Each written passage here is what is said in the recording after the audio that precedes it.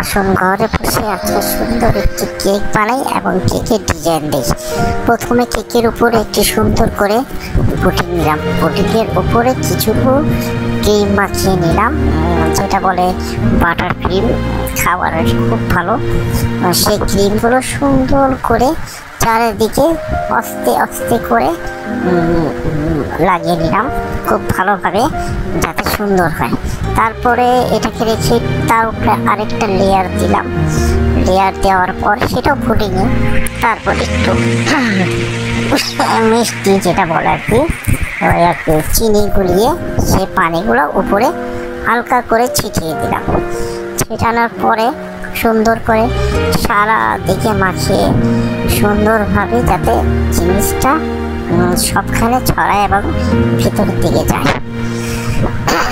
আস্তে আস্তে করছি যাতে কোনো সমস্যা না হয়, কারণ কেকের ব্যাপার তো।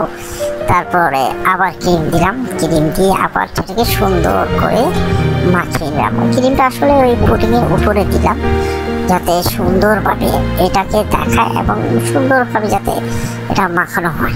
আস্তে আস্তে করে সুন্দর করে মাখিয়ে নিলাম। মাখানোর পর খুব সুন্দরভাবে ক্রিমগুলো যাতে মানে দেখতে সুন্দর লাগে। আর সবচেয়ে বড় কথা হলো যে ক্রিমটা যদি সম্পূর্ণ আমি ঠিকভাবে না মাখাই, তাহলে এটার উপরে আমি কোনো ডিজাইন করতে পারবো না। এটাকে আমাকে সমান করতে হবে। সমান না করলে এটা মানে ডিজাইনটা হবে না। তো যাই হোক, অনেক সময় নিলাম, অনেক সময় ধরেই ক্রিমটা দিচ্ছি। তারপরে যেটা বলে রং বলা যায়, খাওয়ার রং, যেটা সুন্দরভাবে ক্রিমের উপরে আমি সুন্দর করে মাখিয়ে দিলাম। মাখানোর পরে আস্তে আস্তে করে ঘুরিয়ে চারিদিকে ছড়িয়ে দিলাম। ছড়ানোর পরে ক্রিমটা যাতে নষ্ট না হয় সেদিকে একটু খেয়াল রাখতে হবে, আর কেকটাও যাতে ভেঙে না যায়। তো এটা খুব স্লোলি, খুব আস্তে করতে হয় যাতে জিনিসটা সুন্দর দেখায়। আর সবচেয়ে বড় কথা হলো আমি যে রং ক্রিমগুলো ইউজ করছি সেগুলো সম্পূর্ণ যাতে কেকের সাথে সম্পূর্ণ মিশে যায়। মিশলে জিনিসটা হবে কি, যে কেকটা আরও সুস্বাদু হবে। দেখা যাবে যে অনেক সময় দেখতেও সুন্দর লাগবে, আবার খেতেও খুব সুন্দর লাগবে, একটা ইয়ামি টেস্ট আসবে।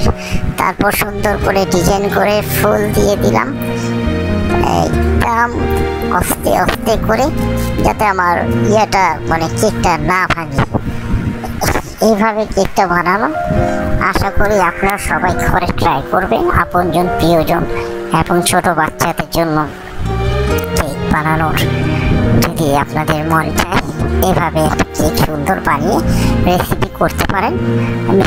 মেহমানদের মাঝেও দিতে পারেন, কোনো অনুষ্ঠানে, গায়ে হলুদে।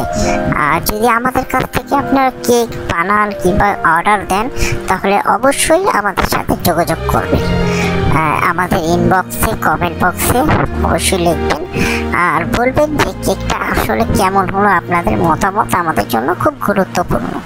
আপনাদের মতামত পেলে আমরা এরকম আরও অনেক রেসিপি এবং কেক বানান আপনাদেরকে এই ভিডিওর মাধ্যমে দেখাবো। তো আশা করি খুব ভালো হয়েছে, সুন্দর হয়েছে। অবশ্যই কমেন্টে জানাবেন।